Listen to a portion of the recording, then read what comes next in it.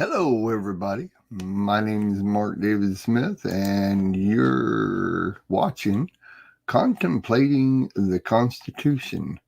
And we are going to talk about the District of Columbia today. So we'll be back right after this. I, Franklin Delano Roosevelt, do solemnly swear. I, Dwight D. Eisenhower, do solemnly swear. I, Barack Hussein Obama, do solemnly swear. That I will faithfully execute the office of President of the United States. The Constitution of the United States. The Constitution. The Constitution of the United States. So help me God. Good morning, good afternoon, whatever time it is that you're watching this. My name is Mark David Smith, and this is Contemplating the Constitution. What we do here is we take the Constitution article by article, clause by clause, section by section, amendment by amendment, and take a look at each one of them individually and find out what it is that we know and what it is that we don't know. Usually it's what it is that we don't know. And so it's interesting how, since I've started this show a long time ago, and it used to be a small section of a show that I did called Compass of Cram, and this was just a segment of that. I decided to make it a full show because there was just so much involved in it, and just doing a few minutes on my old show was not doing it justice. And there was a lot of things that was just they would build upon, and so we decided to go with a full show. And this has turned out to be much more than I ever thought it would be. I'm enjoying doing it, but more than anything, every week I just learn a massive amount of knowledge, a massive amount of information, and I receive the knowledge from it on things that I should have known earlier on in my life. And so I'm just glad to be learning it now and letting these things be an understanding that I think if you live in the United States, you really ought to know these things. I'm sure we were taught a minute little bit in school when I was in school, and I graduated a long time ago. But I don't know how much of it's taught in what schools these days. But quite honestly, it wouldn't hurt one human being in the United States to learn each of these different articles and amendments and sections and so on and so forth. 100% have to put the disclaimer out there that we are in no way at all in an hour and 15 minutes covering an exhaustive research on any one of these articles, clauses, sections at all. We're actually only nipping on the edge of an iceberg here on not even an ice cube size to an iceberg of each different section.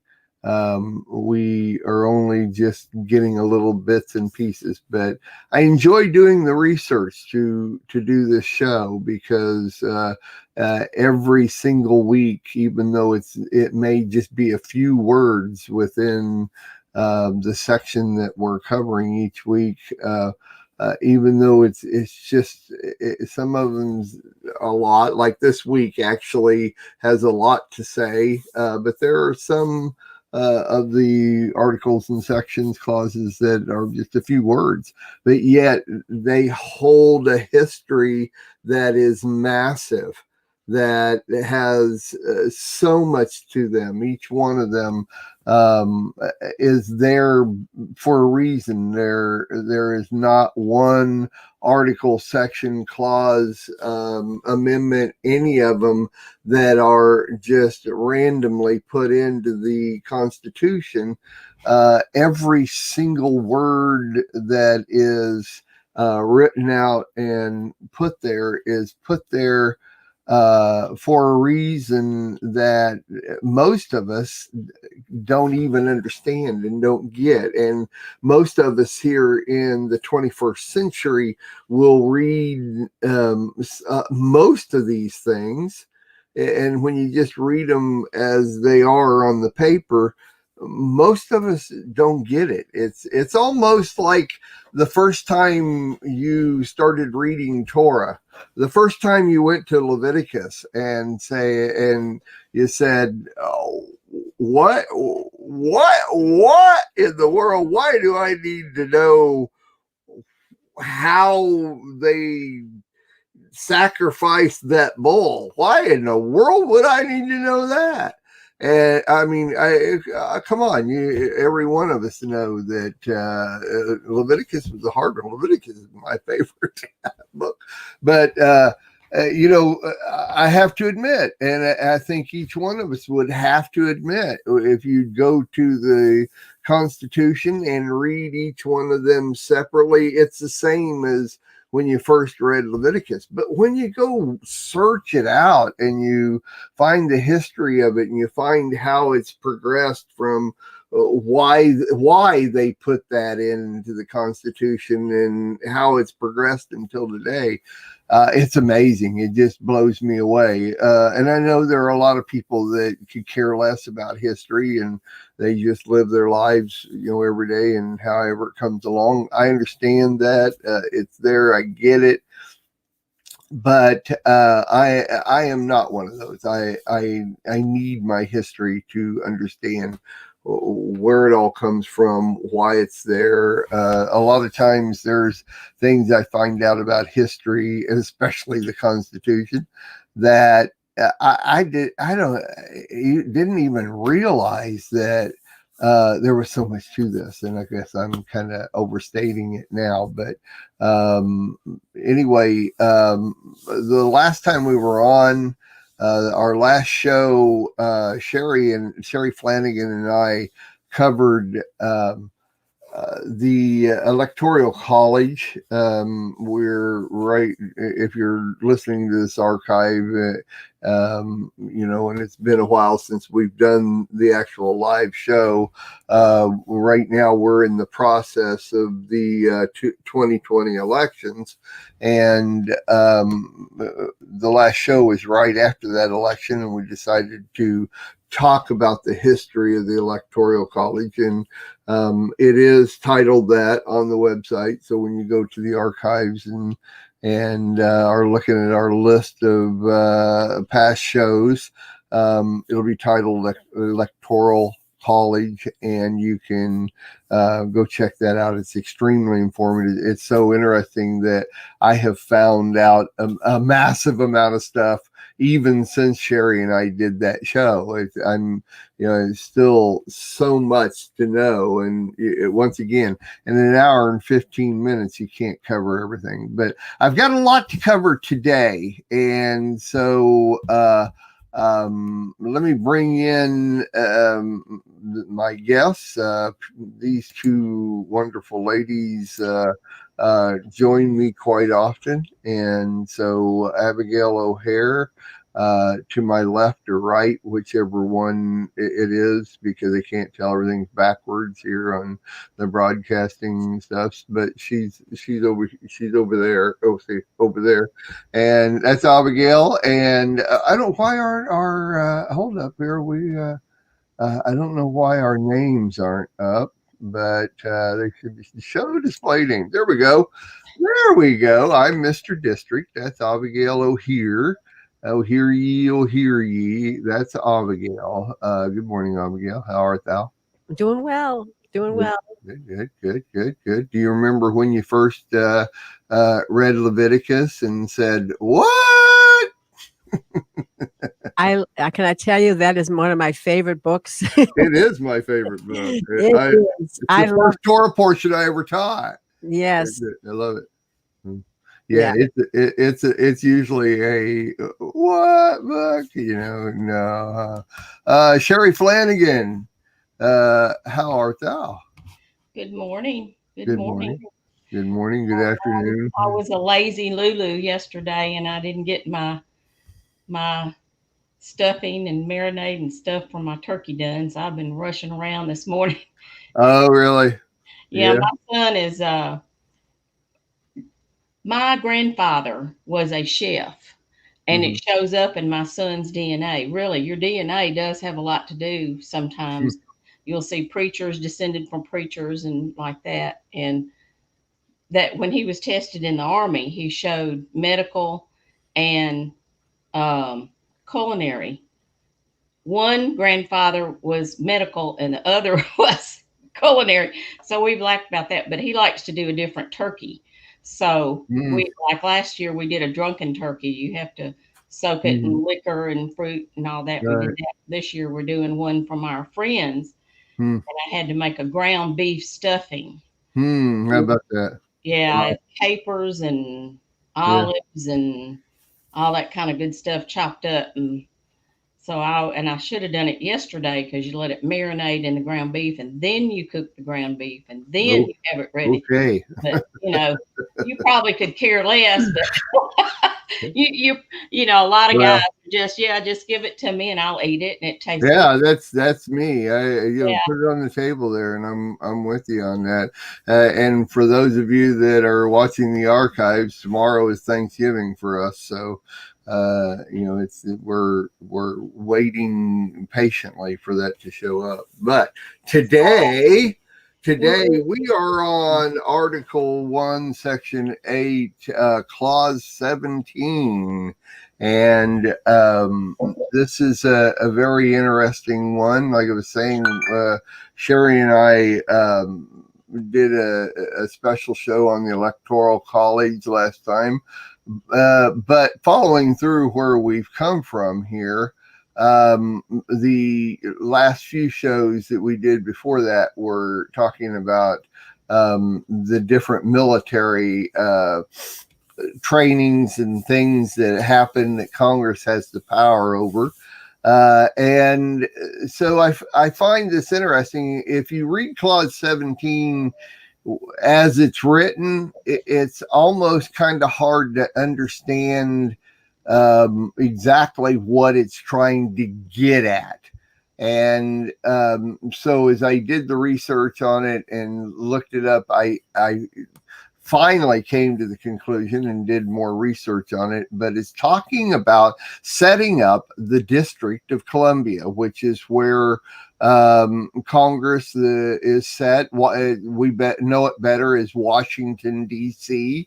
And I have to say, in my research, when I was talking to my wife about the history of this, is that this has always been one of those red check marks in the back of my mind that it's like we always know about Washington, D.C., but it's not a state. District of Columbia, it's not a state, it's just an area. How did that happen? And how can we have 50 states in the United States, but yet we can have a district? We can have something that is not the same. And even the electoral, it gets 3 electoral votes in the whole process. Well, today we're going to find out. We're going to find out the history of it first and how that came to be, but also what Congress has the power over when it comes to this. But what it does is it extends on past the District of Columbia, because Congress does have the power to go into any state and set up a district of that state. They can take land, they can use that land. And one of the examples that I will show later on in my research is that you look at military bases all over the United States. As a matter of fact, every state has a military base in it, whether it's for the state or whether it's for the United States, the nation as a whole. There are several national military bases. So Congress can go in to a regular state. We're going to find out more about how they do this, why they do this, and where the laws are that cover all of this. So let me read clause 17 to get started here. The Congress shall have power to exercise exclusive legislation in all cases whatsoever. Now, I have learned here that when the Constitution says whatsoever, it's like, don't even question it. That's it. They could do whatever they want to do, wherever they want to do it, when they want to do it, whatsoever. Don't question it. Anyway, they have the power to exercise exclusive legislation in all cases whatsoever over such district as may, by cession, that means the formal giving up of rights, property, or territory by a state, of particular states, and the acceptance of Congress, become the seat of the government of the United States, and to exercise like authority over all places purchased by the consent of the legislature of the state in which the same shall be, for the erection of forts, magazines, arsenals, dockyards, and other needful buildings. What's interesting is this actually covers a lot of different areas. In general, it's saying that Congress has the power to come in and set up, like I said before, any place, anytime it wants to. It's almost like, what do they call it? Oh my gosh, I should have had this in my head, but it's like when a local government comes in and takes a certain portion of land. What's it called? Is it eminent domain? Eminent domain. It is along that exact same line. Congress has the power to do it anywhere, whereas most eminent domains is a local type thing.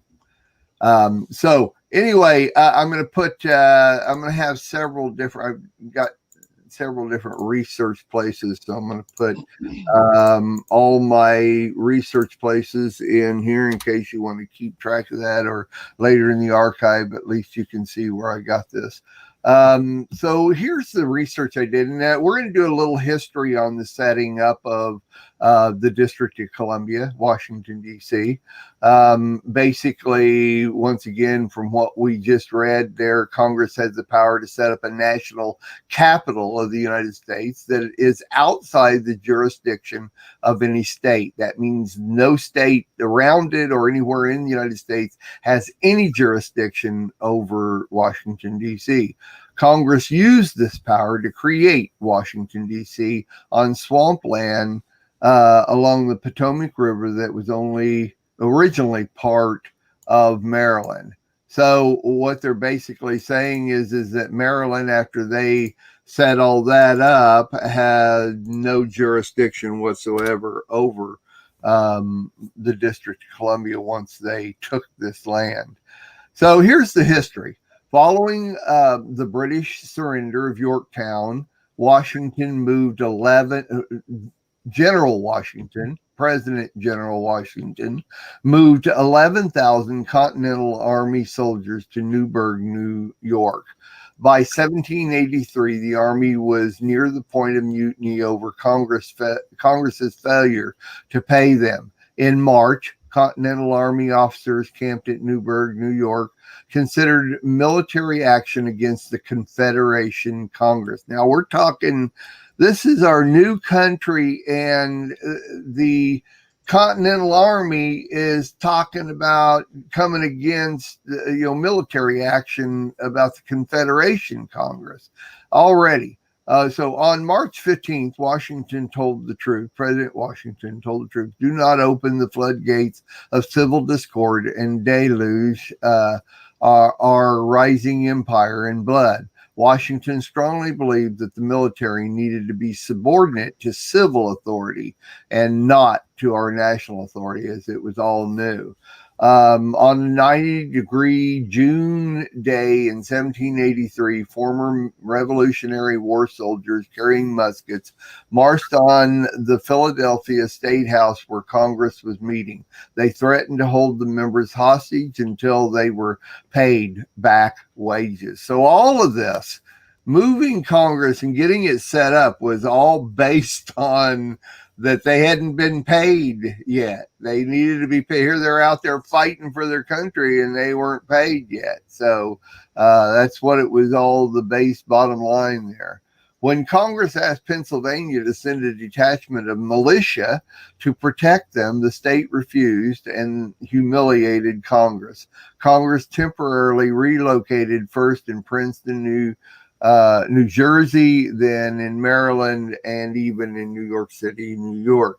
Now, remember, Washington did not believe that the country should militarily back our Congress. So when asked to do this, they didn't do it at all. They backed off. So like when they asked Pennsylvania to help them, they didn't do it. So Congress, our Congress had to pack up and go to different places to try to set up a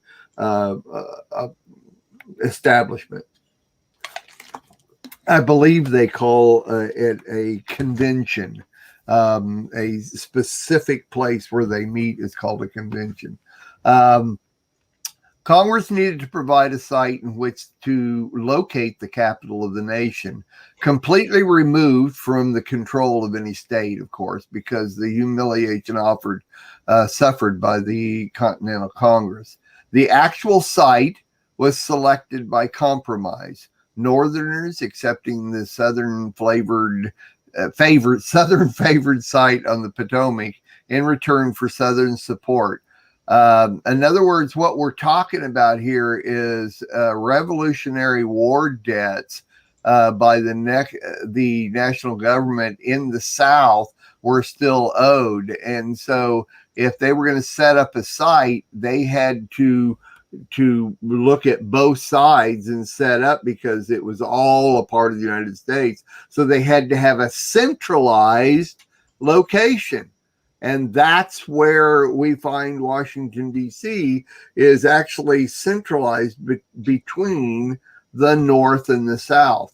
So by finding a site, they had to have everything worked out, especially on the debts, and especially since they already owed the military for fighting for their favor. Maryland and Virginia both authorized giving the territory, and Congress accepted. Congress divided the district into two counties, Washington and Alexandria, and provided that the local laws of the two counties should continue in effect. So what was already there, basically, they already had the two counties that was a part of Maryland there, dividing Maryland and Virginia. They said, okay, just keep your laws in effect for the two counties. But it also established a circuit court and provided for the appointment of judicial and law enforcement officials. There seems to have been no consideration to the question of the governance of the citizens of the district. So in other words, you have two counties that it sits in, the district. And remember, in the actual clause 17, it said cover a 10 square mile area. So when they set up the District of Columbia, it covered both of these counties, but it had to be separate. In other words, the counties had their own law officials and law enforcement, but the district itself had not yet been established for judicial and law enforcement. So President Madison at that time did make sure that the inhabitants will have a voice in the election of the government, which is to exercise authority over them. So the president, who of course had to come live in that district at that point, now that they're building the White House and Congress and everything else, now made his voice known that we are going to make sure that the District of Columbia, which is not one of the states of the United States, will at least have a voice in electing the president and vice president and in all elections, which I thought was pretty interesting. In 1802, the district was divided into 5 divisions, some of which the governing officials were elected. An elected mayor, an elected mayor was provided in 1820. District residents elected some of those who governed them until this form of government was swept away and replaced with a presidentially appointed commission. Once again, now we're talking about establishing the actual district and making sure that it was separate from the rest of the country. The commission lasted until 1967, only about 40 to 50 years ago, when it was replaced by an appointed mayor commission and an appointed city council. So all of that was set up back in the 1700s was in effect up until 1967. In recent years, Congress provided for a limited form of self-government in the district, which the mayor offices filed by election. District residents vote for president and vice president and elect a non-voting delegate to Congress. Constitutionally, it appears that Congress is neither required to provide for a locally elected government nor from delegating its powers over the district to an elective local government. The court has indicated that the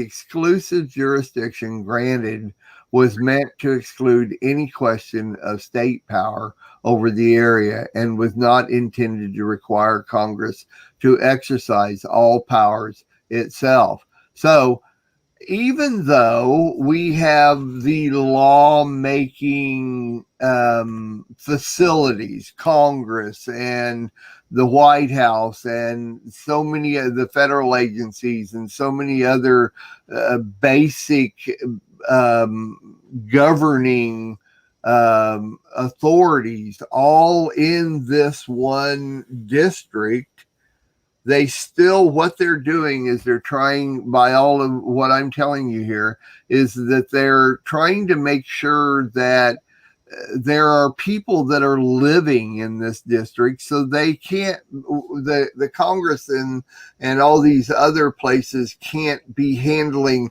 local things and national things all at the same time. So what I'm reading here is my research on how it actually came, they're setting this up, but they have to make sure everything is separated, and yet at the same time, everything is still under the control of Congress, because this area is owned. Get this is what we have to understand. The District of Columbia, Washington, D.C., it's a 10-mile square area, is owned by the United States. It's not owned by Maryland or Virginia or the counties or anything like that. It's owned by the United States. That means the governing officials have to be different than what you have in states, counties, local governments. Yet still, there are people living and working and residing and communing within this area. So they have to have local governments, but it just has to be set up in a way that Congress or the United States can rule over it also nationally. It's very interesting to me. It's such a it's a little confusing, but it's not. It's one of those things where there's just no other place except for military bases. You got to understand, you take them, if you're in whatever state you are and there's a military base owned by the government there, on most military bases, they have people that live on that military base. The people that are assigned to that military base, they live there. So you got to understand that the base has to be covered with laws militarily, but you also have people that, for instance, are not on duty at any time. And there they are on that base. Let's just say, for instance, there's a bar on the base, and the bar can't be run by the national government. It has to be run by locals or whatever. So you have to have some kind of local authority also. Did either one of you guys or anybody watching what we're doing here ever see the show Longmire? Either one of you ever see Longmire? It's a really cool show. It's I think it's in Wyoming, but the town that Longmire, who was the sheriff of, not the sheriff, maybe local law enforcement, they were on right next to an Indian reservation. So it's kind of the same thing, because Indian reservations have their own set up law. It's kind of like military bases or the District of Columbia. They have their own set up law, but they are still subject to the laws of the state and to the local law enforcement, though they have their own Indian law enforcement. So I'm trying to get, if you're not really following real close, I'm trying to get you to understand that the District of Columbia, Washington, D.C., is its own entity, yet still it has to belong to all of us. It's interesting. It's quite involved. And when they put this together, there was a lot of different things they had to do to figure out. Go ahead, Sherry.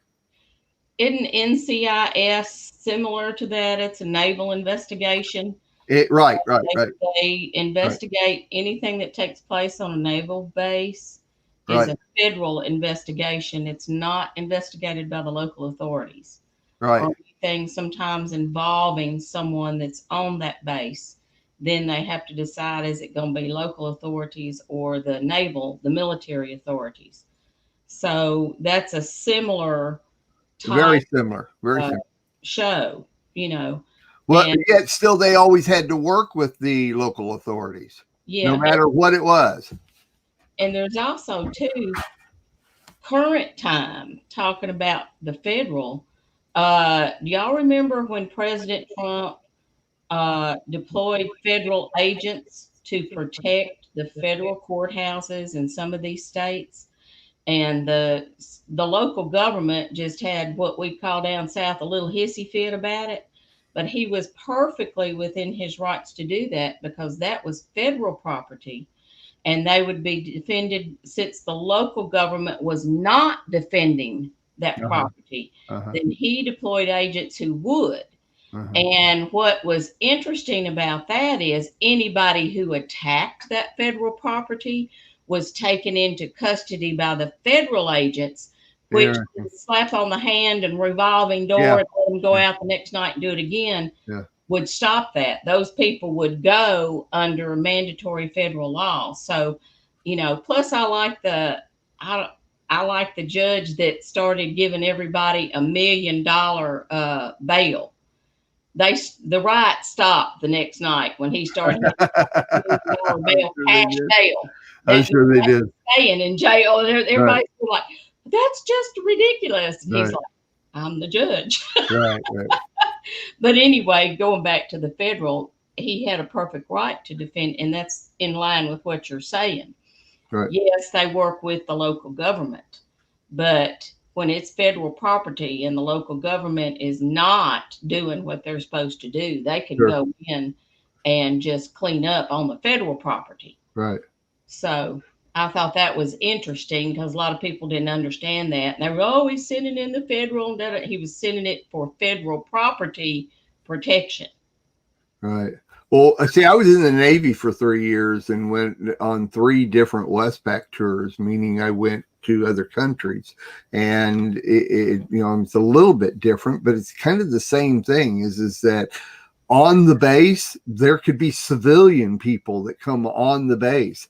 They are subject to the military laws on the base, yet still they are civilians. So anything that would happen that would be against military law on the base would have to involve the civilian authorities, and vice versa. Whenever any of us went off of the base, well, I mean, I don't know why I'm using overseas. I mean, I was stationed in San Diego, which is a military base. 32nd Street, where I was stationed, was a military base.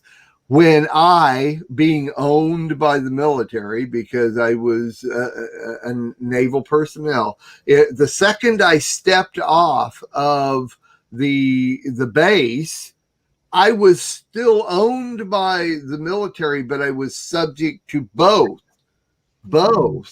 military law and civilian law, because I'm military. I am subject to that law. I have to uphold a certain military protocol, even when I walk off that base, because I'm still military. I'm owned by I am property of the military. And it's the same thing. I think what most people don't realize, and this is what I've come to, the overall thing on this, and I still got a little bit left to go here, but trying to get an understanding to you, is the District of Columbia is a military base. I mean, if you would see the District of Columbia as a military base where civilians live on that area, then now you can get a little better understanding of what it is. District of Columbia, Washington, D.C. is the same as if you would walk on 32nd Street Naval Base in San Diego. It's the same thing. It has different laws. Yet it has civilian laws, military laws, civilian laws, the whole thing. Well, Congress maintains the supreme authority over the city, and Congress can actually overturn local laws. That's exactly right. That's what I'm talking about here, is that it is the only place in the United States, or the United States owned territory, like a military base, that Congress has power over all the military bases too. See? Because they have the complete power over these things. All right, let me go on. I want to get these things done before we finish up. Let's see. Okay, constitutionally, it appears that Congress is neither required to provide for a locally elected government. Now we're talking about the District of Columbia, but also any other areas, including military bases in any state, as long as the government owns it.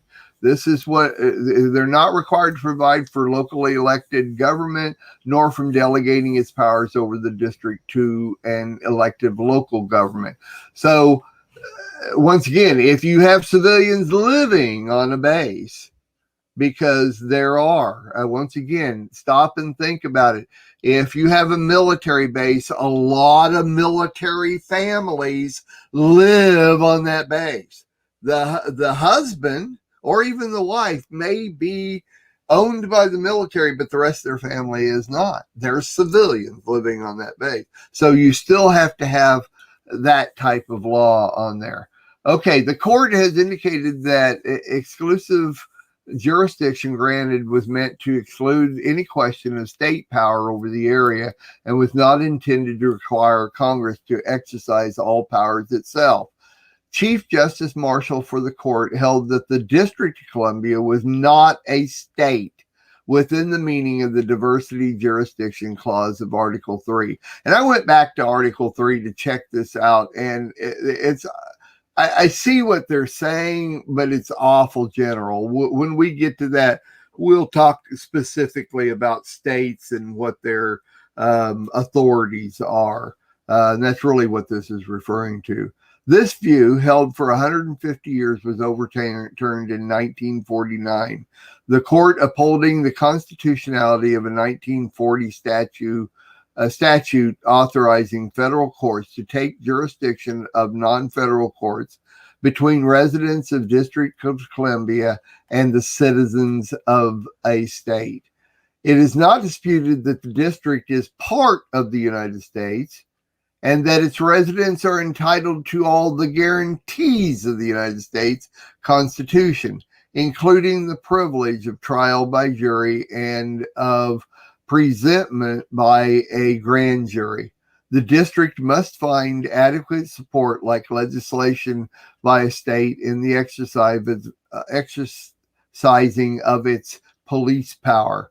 Congress possesses over the District of Columbia the blended powers of a local and national legislator. And that's what I've been talking about. That's what I've been trying to help you understand there's what they're calling a blended powers of local and national legislature.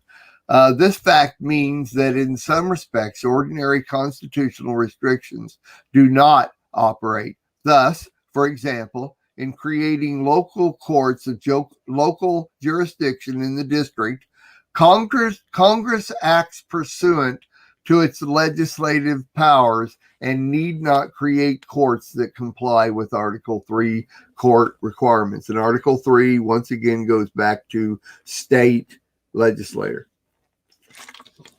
I'm sorry, my mouth is real dry and I'm almost out of water here. So I'm trying to be okay. And when legislating, we're going to get to a couple examples here real quick, and it'll help you understand. And when legislating for the district, Congress remains the legislature of the Union, so that it may give its enactments nationwide to the extent necessary to make them locally effective.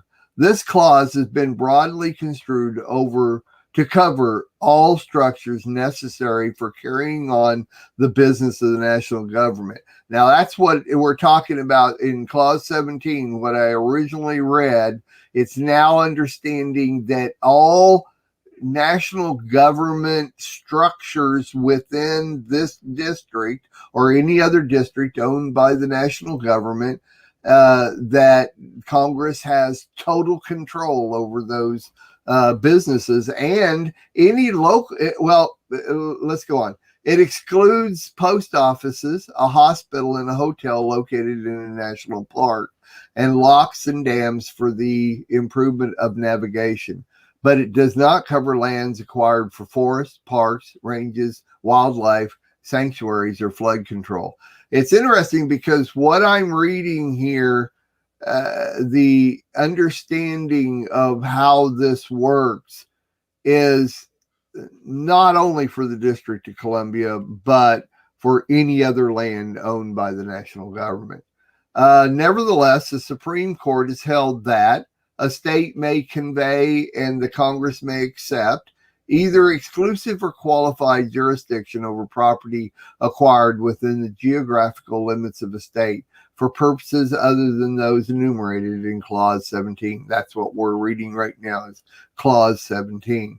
After exclusive jurisdiction over lands within a state has been given up to the United States, Congress alone has the power to punish crimes committed within the ceded territory. Interesting. That's interesting because now we're talking about if the United States wants to go into Kansas and set up a military base, and they take the land and they do that, that's what they're talking about here. It has the exclusive jurisdiction, and Congress alone has the power to punish crimes committed within the ceded territory. So if in Kansas, all of a sudden the United States comes in and say, I want this area for a military base, they have now given up that territory, and they've given up all rights of jurisdiction or any type of punishing crimes or anything. Private property located thereon is not subject to taxation by the state, nor can state statutes have any operation therein. But the local laws enforced at the date of session that are protective of private rights continue in force until abrogated by the Congress. So in other words, if Congress says, I want this land, until Congress gets that land, everything is still in force. Congress can't just come in and say, well, we're going to get this land, we're now in control. They can't do that. Moreover, as long as there is no interference with exclusive jurisdiction in the United States, an area subject to such jurisdiction may be annexed by municipality. Very general stuff. So here's, let's see, we're going to go duration of federal jurisdiction. Like I said, I got a lot on all this. To me, it's real interesting. I hope it is to you. I hope I'm not boring everybody with this, but I'm just, even reading it the second time, I'm learning a lot. We're going to get into a couple of examples here.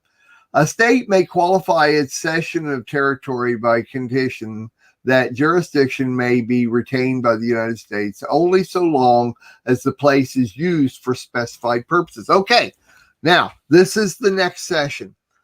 There are military bases that have been shut down. The United States went into a state. They said, I want this land. We're setting up a military base. And now we're shutting that. After 10 years, they no longer need it in this place. So now the United States shuts it down, but it still belongs to the United States.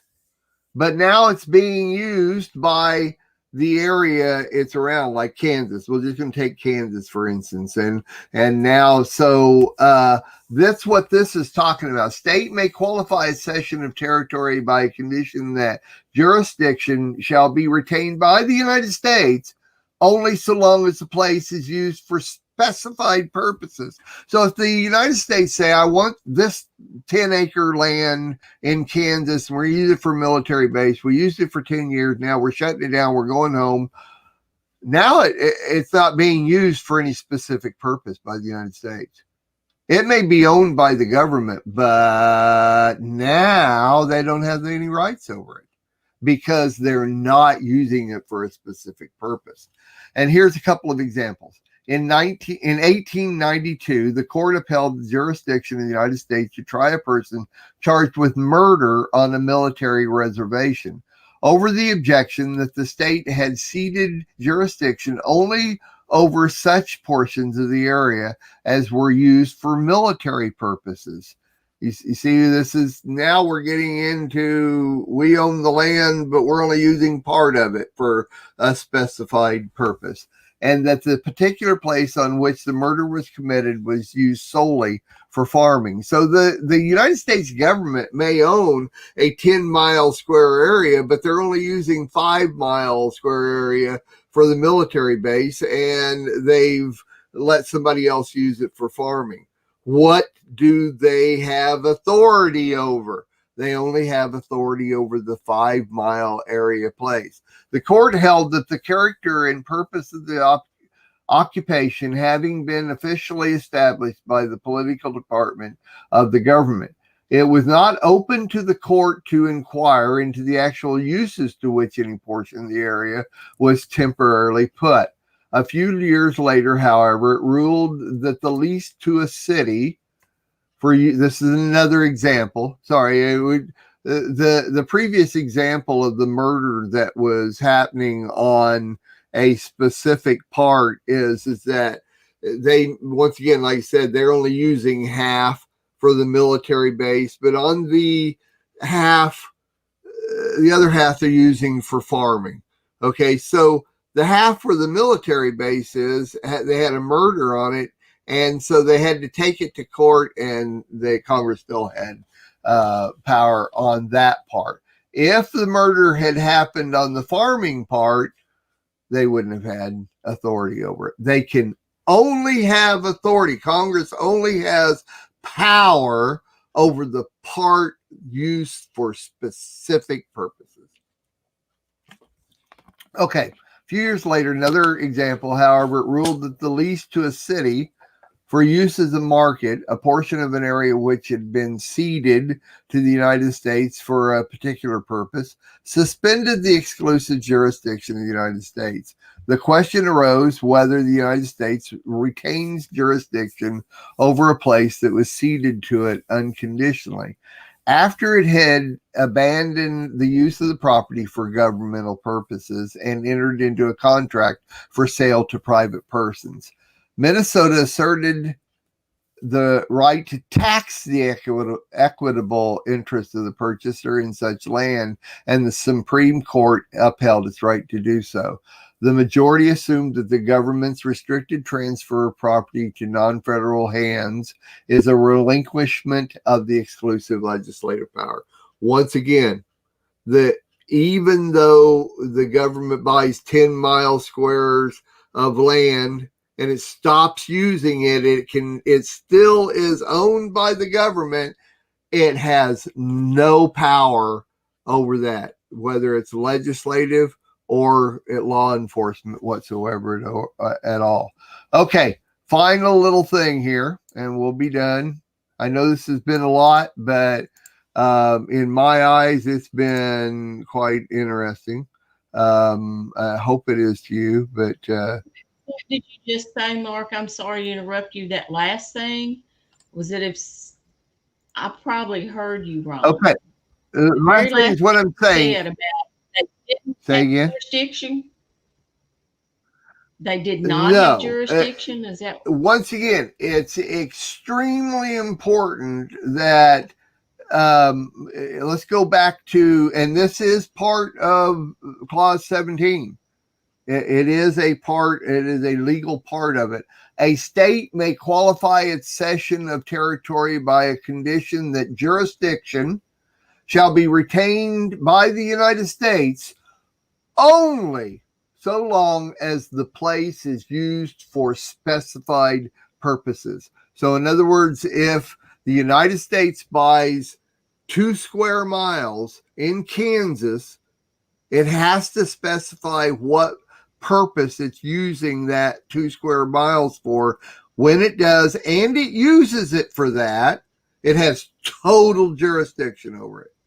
The second they pack up everything and leave, and they're no longer going to use that area, they no longer have jurisdiction over it. They still own it, so they can sell it if they want to, but they still own it. They just don't have jurisdiction over it. That's interesting because Bob's family, the DeGraffenreids, gave the land that the Capitol in Nashville all sits on, all those buildings. And years ago, there was a developer, they wanted to move those buildings elsewhere. And when they got investigating it, the way it was donated, that they could sell it. If they moved off and sold it, all the proceeds went to the DeGraffenreid heirs. Uh-huh. The developer wouldn't get it. So that nixed that in the bud. Interesting. Yeah. That may be why it's tied into what you're saying there. That's what made a light bulb go off. Right. And what I like is how it all goes back to, see, I'm thinking of specific things in the states because all of this applies not only to the District of Columbia, but all over the United States. But now take it back to Washington, D.C., the District of Columbia, and the area around that. So it's the same rules apply. They have jurisdiction over these particular areas that they're using for government purposes. You see what I'm saying? And also, say you have a certain subdivision that is now being only the people that work for the government live in that subdivision. They have jurisdiction over that because they are using that for a specific purpose in the District of Columbia. If it's not being used for that, they do not have jurisdiction over it. If there is because I don't know, you guys have both been to Washington, D.C., right? Right? Yes. So you can drive through the town, and there are areas in Washington D.C. in the combines in the area property of District of Columbia, and there's some real rundown places where a lot of people and businesses live in the streets and everything. Congress does not have power over those areas because they are not being used by the United States government for a specific purpose. And to me, that's really interesting. That is really what defines all of this. So we're going to talk one last thing here. This part is reservation of jurisdiction by states. And that's that last link I just put in there for you.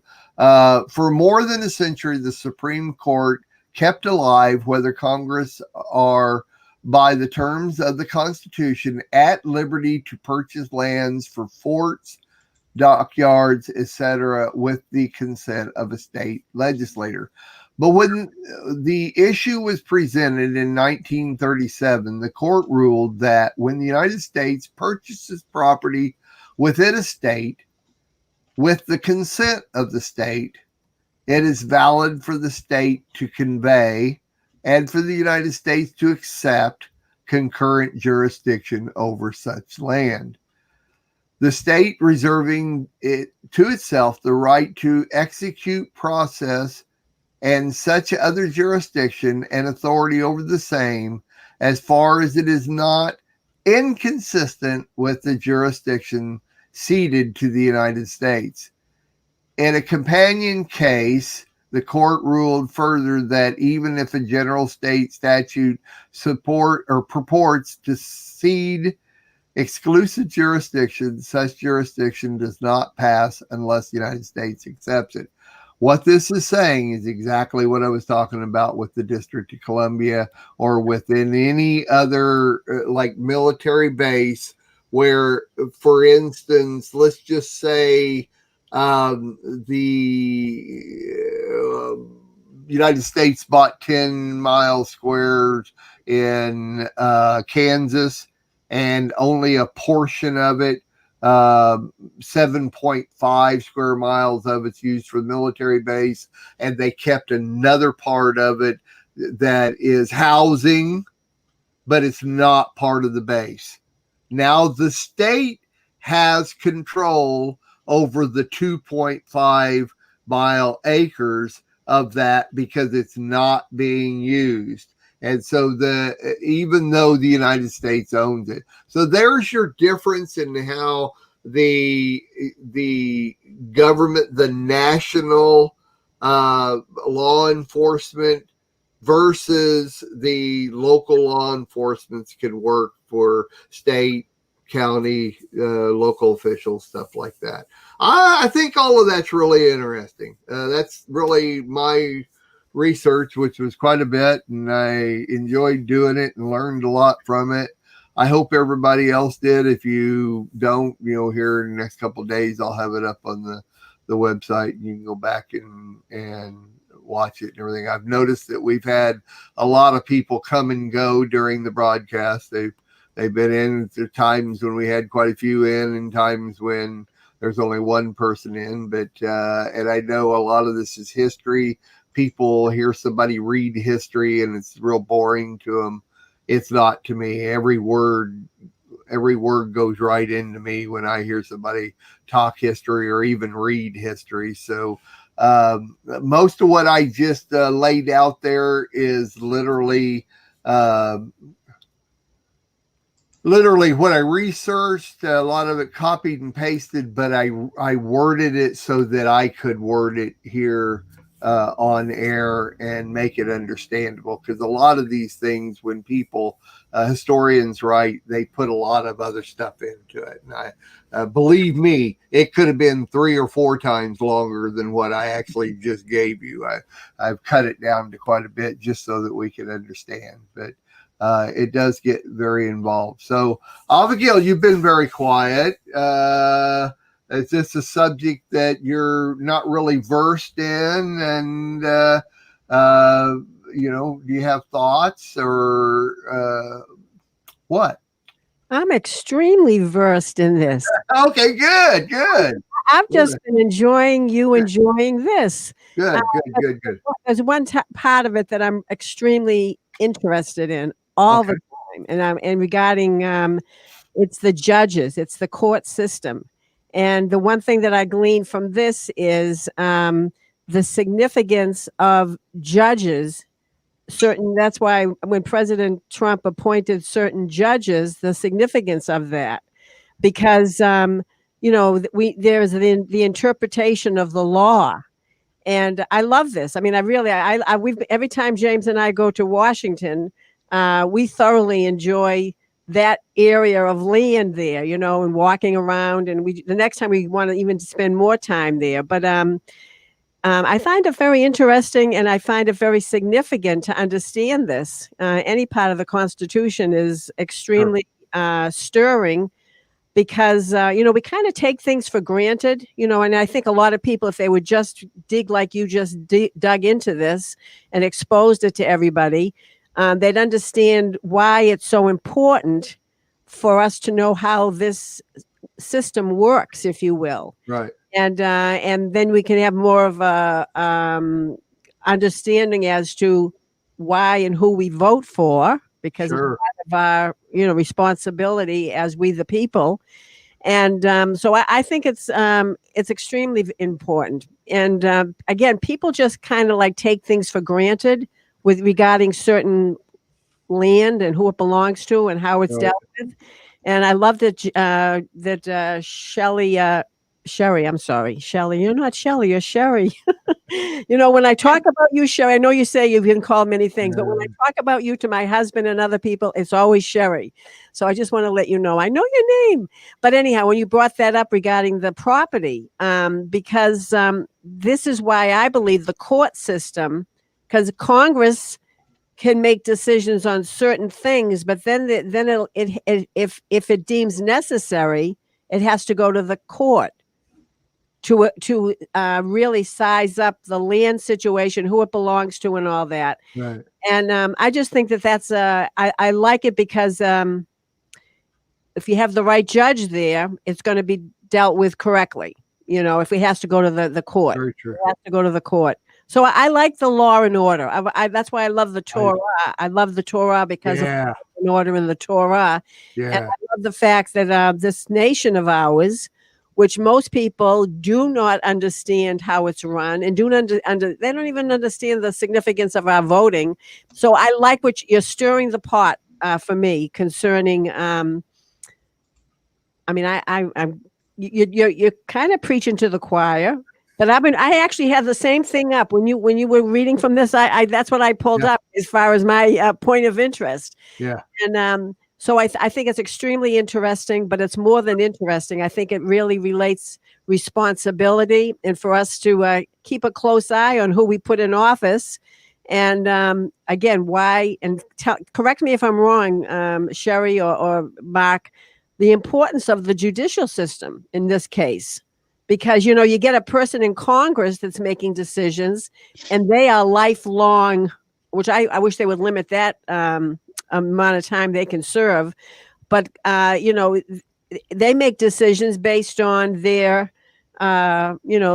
people that vote for them, their constituents. So I think that having a court system with the right people in there that really want to enforce the law and not subjectively, but objectively, like the last person, the wonderful woman that was put in there, Amy. So anyhow, is that how you see this, Sherry or Mark, that the significance regarding determining whose property we are talking about? If we don't know whose property it is and there's a dispute over it, then it goes to the court.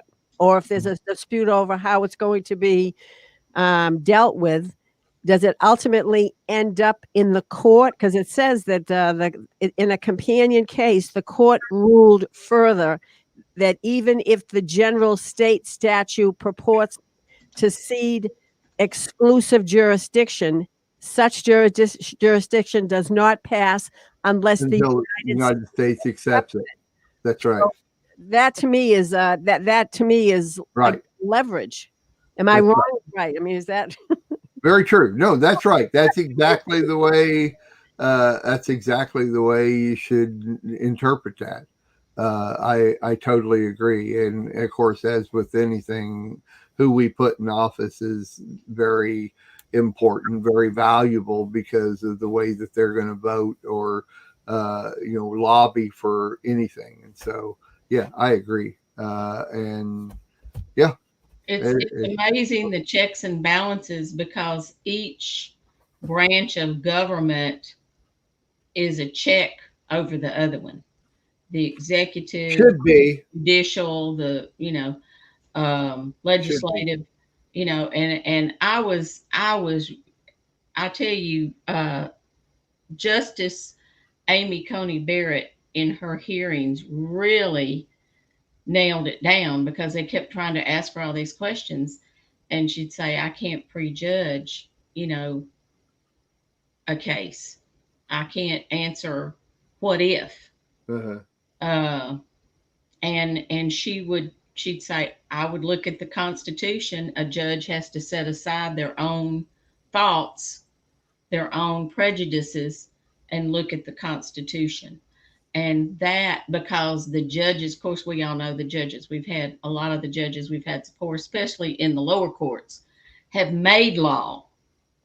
And see, that's where the checks and balances come in. They would ask her something and she'd look at them, she'd say, "You make the laws." I mean, basically is what she was saying. That's what you are supposed to be doing. You are supposed to be making the laws. We only read what you wrote. And basically, she didn't say this, but basically it's, if you don't like what the law says, you're the legislature, you fix it. We just look at what you said, and that's how it should be. Mm-hmm. And some of that, just like we talked about last week, how some of the, I think it was a Wisconsin case where they gave an extension to when the ballots could be in, and the Supreme Court ruled you can't do that because your legislature makes the laws.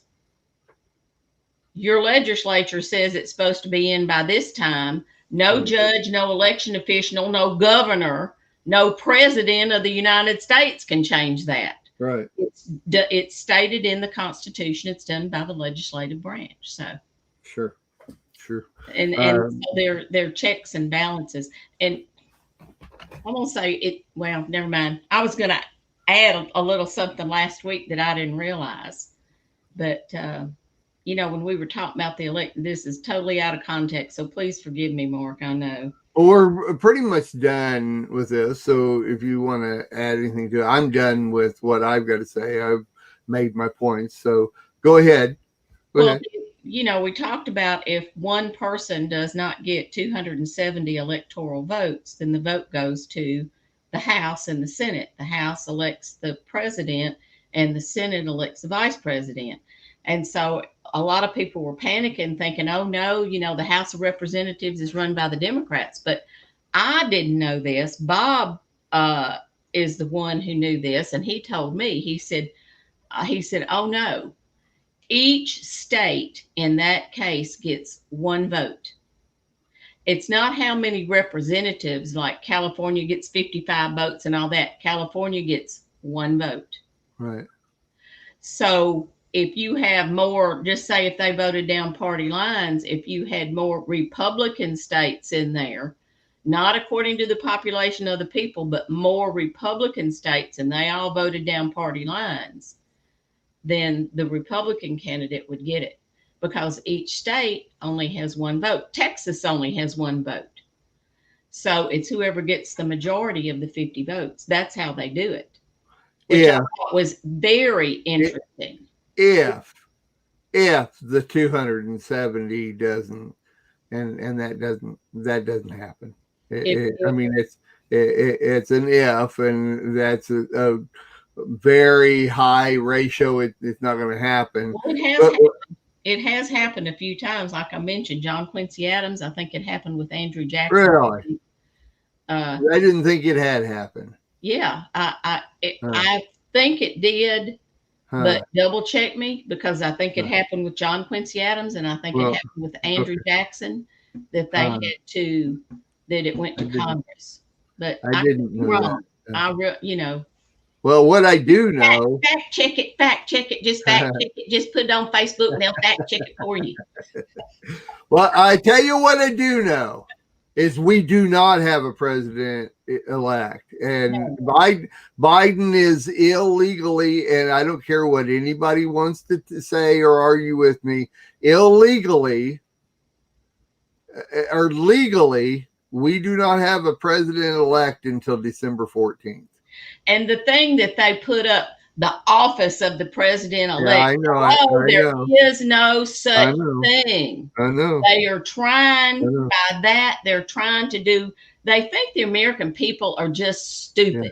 Unfortunately, they really do. They think the American people are just stupid. But Sherry, the American people are stupid. Yes, unfortunately, the people don't do their due diligence, Right. and they're believing lies, and they're duped. And the truth is, his tongue was telling on him when he was saying to everybody, "Don't worry." This was even before anything was founded. He said, "Don't worry, we're in." And like, if he didn't show his cards saying, "We're manipulating this," we're tampering with this. Don't worry, we're in. Why should I come out of my cellar when it's a given? So, I mean, it's just it's so obvious to me. But there are people who are blind and dumb because they choose to be that way. You know, we have every right to diligently do our due diligence, and it opens our eyes and gives us understanding and gives us discernment. But I hate to say it, the people are really, they're just stupid. Well, you know, the God of Abraham, Isaac, and Jacob hadn't really had his say yet, and he puts in kings and he pulls down kings, and we have a covenant with him. It's my little Thanksgiving. I can keep saying that. It's the see, shameless plug. Oh gosh. Okay, it's all right. Thanksgiving teaching I did that's out there on the Lamb Messianic. The Mayflower Compact is a covenant made with God and our forefathers and those that were on the Mayflower. And I'll go over some of the history of that and what it says. And it is a covenant. And what does it say about the God of Abraham, Isaac, and Jacob? He is a covenant keeping God. Therefore, he is the God of America. Right. Available right now on the homepage of the Messianic Lamb Radio website. Very good. All right. I love the background on it with the people eating. I love you like it? It's good. I love that. And you within the guidelines, it was not more than 10, Mark. That's all right. Your virtual dinner was in guidelines. And they were all sitting far apart, weren't they? I didn't plan that. No, never mind. But we need to go. I'm gonna call this one done and call it really good. And speaking of the website, here within the next couple of days, hopefully by Sabbath, there will be a brand new MessianicLambNetwork.com website. And let me tell you what, I'm more excited about this new website than I've been about most anything I've ever done in my life. The creativity and everything and the easeability. Abigail is my number one supporter and promoter of the ease of the Lamb website. Well, sweetheart, the Lamb website just quadrupled in easiness to find what you're looking for. And so hopefully by Sabbath, probably late Friday, I'll do it. You guys are going to get your special copy in an email today. All the producers of Lamb gets that. So take a look for it. I know there's only a couple of people watching, but you'll see it here pretty soon. Next week, I'm sure we got a show next week. Clause 18. And that is the last clause in Article 1, Section 8. And so we'll be covering that next week. Abigail, Sherry, thank you guys so much. I'd mention all the shows you guys are on, but I don't want to be on here for the next hour. And let me say something.